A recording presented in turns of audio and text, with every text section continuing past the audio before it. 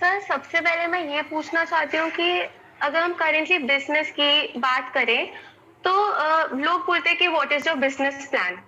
तो मेरे दिमाग में आता है कि अगर कोई भी बिज़नेस करना चाहता है, तो बिज़नेस प्लान क्या होता है basically? What is a business plan? Business plan मतलब कि जो भी आप करना चाहते हो उस प्रोडक्ट की या उस सर्विस की नीड क्या है, आपके कॉम्पिटिटर्स क्या हैं, आपका प्राइस पॉइंट क्या होगा। अगर इसको शॉर्ट में सम अप किया जाए तो you can call it 4 P's of marketing: product, place, price and promotion. यानी आपका प्रोडक्ट या सर्विस क्या है, डिस्ट्रीब्यूशन मॉडल क्या है, प्राइस पॉइंट क्या है, किस प्राइस पे वो सर्विस ऑफर करोगे या प्रोडक्ट ऑफर करोगे, और आपके कॉम्पिटिटर्स किस प्राइस पे कर रहे हैं। Last but not the least, promotion, which is the most important, कि लोगों को कैसे पता लगेगा कि आप हो और ऐसा कोई प्रोडक्ट या सर्विस ऑफर कर रहे हो। क्योंकि अगर आपकी मार्केटिंग अच्छी नहीं है, आप अच्छे से प्रमोट नहीं कर रहे हो अपने प्रोडक्ट को या सर्विस को, तो कोई भी नहीं आएगा। बिल्कुल ऐसा है कि आप अपने घर में कोई दुकान खोल करके बैठ जाओ और किसी को पता ही नहीं है कि कोई दुकान है, तो कौन लेगा। जैसे आपने बोला कि अगर प्रमोशन ढंग से नहीं कर रहे हैं, तो अगर मैं एक आर्किटेक्चर कर रही हूँ एंड मैं अपनी एक फर्म खोलती हूँ, ठीक है, स्टार्टिंग मैं सिंगल एज एन आर्किटेक्ट अपनी फर्म खोलती हूँ, तो अब मैं लोगों के पास एक लिमिट तक ही अपना कॉन्टैक्ट पहुंचा पाऊंगी कि अच्छा ठीक है, मैं कार्ड्स बना दूंगी, मैं अपने रिलेटिव्स को बता दूंगी, मैं अपने फ्रेंड्स को बता दूंगी, बट एक्चुअली मार्केट में बताना कि मैं एग्जिस्ट करती हूँ, एक ये फर्म है जो एग्जिस्ट करती है, बिकॉज किस पॉइंट तक ट्राई करते रहे, मतलब मुझे like I have given 30 tries, 50 tries, 2 साल हो गए, 3 साल हो गए, मैं करेंटली कर रही हूँ, बट जो रिस्पॉन्स मुझे लगता है कि मुझे मिलना चाहिए, उस टाइप का रिस्पॉन्स नहीं मिल रहा। तो एक वो लिमिट क्या होती है कि अच्छा मुझे इस टाइम तक करना है, या अब मुझे अपना पाथ चेंज करने की जरूरत है। ये जो ट्राई वर्ड आप यूज कर रहे हैं ना, ये अपने आप में एक बहुत बड़ा ट्रैप है। क्योंकि क्या है कि हम लोगों ने ऐसी बहुत सारी मोटिवेशनल कहानियां सुनी है और लोगों की बातें सुनी है कि देखो उसने इतनी बार ट्राई किया और फिर फाइनली जाकर के वो सक्सीड हो गया। राइट, जैसे थॉमस एडिसन की कहानियां सुनी है लोगों ने कि इतनी बार ट्राई किया, हजारों बार ट्राई किया, फिर फाइनली जाकर के वो डिस्कवर हुआ। तो हमारे भी माइंड में आता है क्या मैं भी हजारों बार ट्राई करता रहूं या करती रहूं। सो what you need to understand is it's not about the number of trials. It's not about कि आप कितनी बार ट्राई कर रहे हो. It's about कि आप सही डायरेक्शन में ट्राई कर रहे हो या नहीं कर रहे हो. अब बात आती है सही डायरेक्शन क्या है और गलत डायरेक्शन क्या है.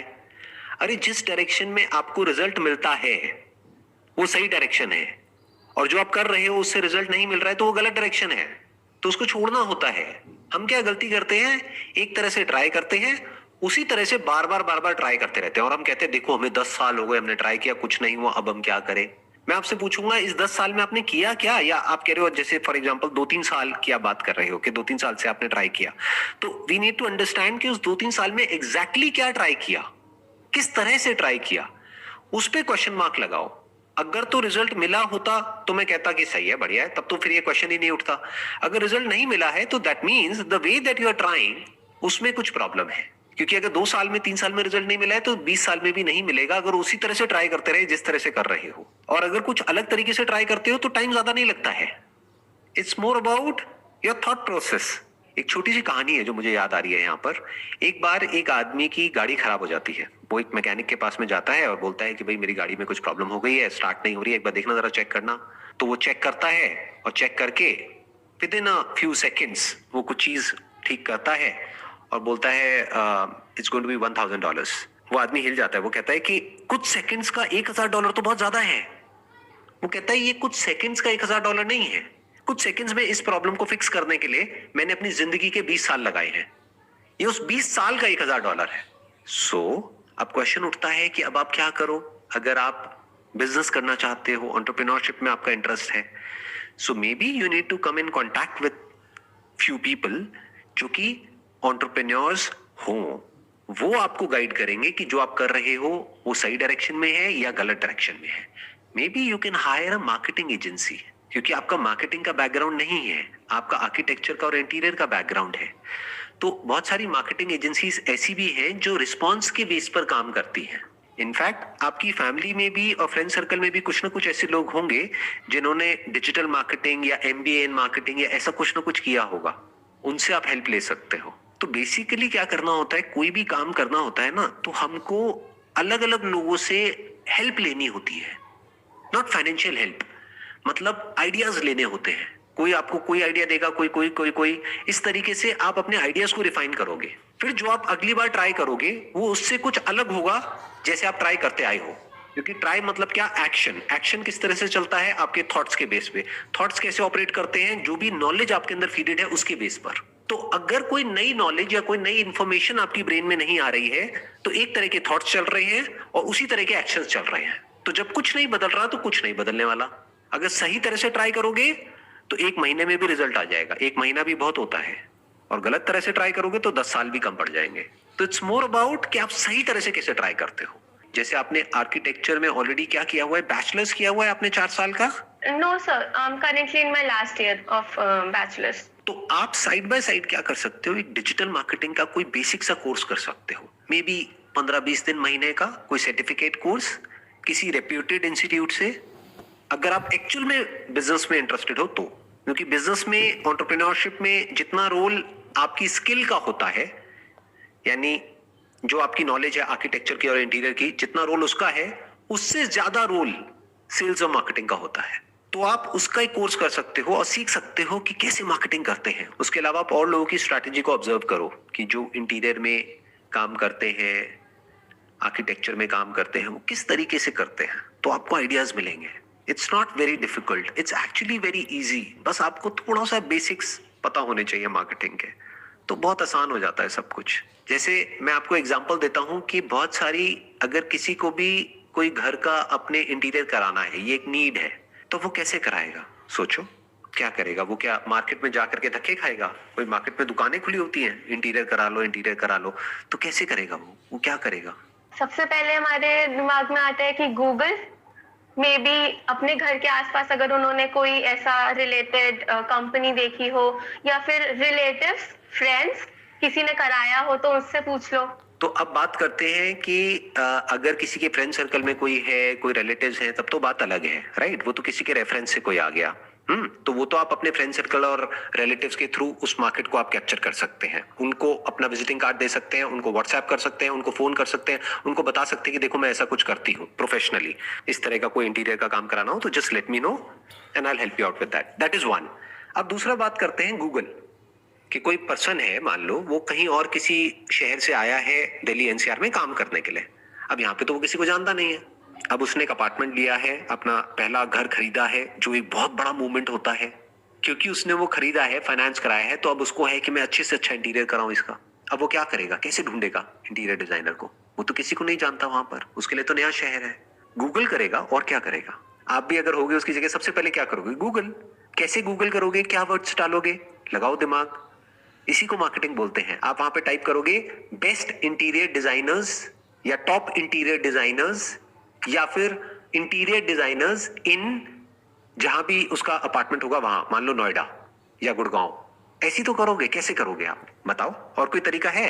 गूगल या फिर कुछ जो हमारे लाइक जर्स स्टाइल एंड ऐसे जो कंपनीज होती हैं जो लोगों से टाई अप होती है और रेफरेंसेस प्रोवाइड करती हैं, may be through that. Google करेगा, जस्ट डायल पे कॉल करेगा या फिर ऑनलाइन जाकर के कहीं सर्च करेगा। तो क्या पिछले 2-3 साल में आपने गूगल मार्केटिंग में कुछ इन्वेस्ट किया, एडवर्ड्स में? No no. तो जो आप ट्राई कर रहे हैं वो डायरेक्शन थोड़ी सी गलत है, बिकॉज अभी आपने खुद ही कहा कि अगर किसी को भी ऐसा कुछ कराना है तो वो गूगल पे सर्च करेगा। अब अगर वो गूगल पे सर्च कर रहा है, 2 चीजें आती है वहां पर, एक आती है लिस्टिंग और एक आती है एड्स। या तो हो सकता है वहां पे लिस्टिंग में कोई डायरेक्टरी आ रही है और वो कुछ रीजनेबल सा अमाउंट चार्ज करते हैं वहां पे लिस्ट होने के लिए, मानो 1000 रुपए साल का, तो आप वो दे करके वहां पे लिस्ट नहीं हो सकते। तो दैट इज 1। 2, गूगल एड्स पे ज्यादा पैसा नहीं लगता है। यानी क्या कि अगर आपने 2-3 हजार रुपए भी महीने का अपना बजट बना लिया और आपकी एड्स चलने लग गई, तो आपके पास कॉल्स आएंगी ऐसे लोगों की। वो कॉल करेंगे कि ऐसे हम ये कराना चाहते हैं, वो कराना चाहते हैं। अब उन्हें थोड़ी पता है कि आपने कुछ नहीं किया है, तो आप बताएंगे कि basically I have done my bachelors from this and this is my passion and I will be able to help you out with your interiors at a very very reasonable amount in comparison to other interior designers. काम में उसी level का करवा के दूंगी आपको, लेकिन जो कॉस्ट है उसमें मेजर डिफरेंस होगा। आप उनको बोलिए कि बेसिकली अगर आप किसी वेल एस्टैब्लिश फर्म के पास में जाते हैं, उनको सच बोलिए, तो वो चार्ज करेंगे 1 लाख रुपए, 2 लाख रुपए, 5 लाख रुपए, 10 लाख रुपए, बोलो आई चार्ज जस्ट 50,000 रुपीज। फिर वो नेगोशिएट करेंगे, वो कहेंगे नहीं नहीं 50,000 बहुत ज्यादा है, तो मे बी 20-30 हजार पे कहीं पे सेटलमेंट होगा। बट इसको आप ऐसे देखो, उसको छोड़ना नहीं है काम को, क्योंकि अगर 20-30 हजार भी आ रहा है तो आपकी प्रोफाइल तो बन रही है ना। फ्री में काम मत करिएगा, नहीं तो सामने वाले को ये लगेगा कि ये तो कोई इनका तो कोई लेवल ही नहीं है जो फ्री में काम कर रही है, राइट। तो आप बोलिए नहीं I charge a reasonable amount, क्योंकि ये पूरा काम होने में it will take lot of time और मेरी कई विजिट्स लगेंगी यहाँ पर। मानो अगर 3 महीने का काम है तो 3 महीने में मेरी कम से कम भी नहीं तो 10 विजिट्स लगने वाली है यहाँ पर। तो अगर एक विजिट का आप 5,000 रुपए भी कैलकुलेट करते हैं तो 50,000 रुपए is a very very reasonable amount. तो वहां पे नेगोशिएशन होगा तो 30-40 हजार में कहीं पे बीच में फिक्स हो जाएगा। फिर जब ऐसे आप कुछ काम कर लेंगे, मानो इस तरह से आपने 5-10 प्रोजेक्ट्स कर लिए, फिर अपनी आप एक वेबसाइट बना सकते हो खुद, किसी और से नहीं, मे बी वर्डप्रेस को यूज करके खुद बनाइए, क्योंकि बेसिकली आपका जो माइंड है वो क्रिएटिव है, तो आप अपने मर्जी से अपने हिसाब से बना सकते हो, उसमें किसी कोडिंग की जरूरत नहीं होती। That's called CMS based modules, वो आप खुद ही बड़े आराम से बना सकते हैं। उसी में सर्च इंजन ऑप्टिमाइजेशन भी हो जाता है, वहीं पे डोमेन, वहीं पे लिस्टिंग, वहीं पे सब कुछ हो जाता है। तो जिन भी साइट्स पे आपने काम किया उनकी फोटोग्राफ्स क्लिक करके और प्लस उनके टेस्टिमोनियल लेके वहां पे वेबसाइट पे आप डाल सकते हैं। तो धीरे धीरे ये जो अमाउंट है इसको आप बढ़ा सकते हैं, फिर आप उतना ही चार्ज कर सकते हैं जितना कि मार्केट में और लोग चार्ज कर रहे हैं या उनसे थोड़ा सा कम। बट आने वाले 3-4 साल बाद, 5 साल बाद जब आपको एक्सपीरियंस हो जाएगा और आपका क्लाइंट बेस बड़ा हो जाएगा, प्लस आपको रेफरेंसेस मिलने शुरू हो जाएंगे, उन क्लाइंट्स के थ्रू वर्ड ऑफ माउथ आगे भी तो स्प्रेड होगा ना, then you can charge what is reasonable in the market. For example 2 lakh रुपए एक प्रोजेक्ट का, एट अ टाइम अगर आपके 10 प्रोजेक्ट चल रहे हैं तो 20 लाख रुपए की रेवेन्यू हो गई। बट होता क्या है कि हम एक्चुअल में सही डायरेक्शन में एक्शंस नहीं लेते हैं, that is the only problem in business. थोड़े से एक्शंस आप लोगे ना सही डायरेक्शन में तो बड़ी जल्दी रिजल्ट्स मिलने लग जाएंगे।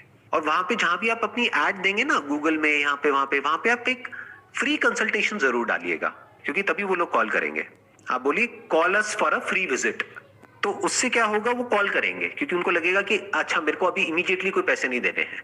फिर जब आप वहां पे विजिट करेंगे तो वहां पे उनको पूरी तरह से कन्विंस कर दीजिए, उनको, उनकी वाइफ को, उनकी फैमिली को पूरी तरह से कन्विंस कर दीजिए कि I take care of it, you don't have to worry about it. एक बार वो कन्विंस हो गए, काम मिल गया आपको।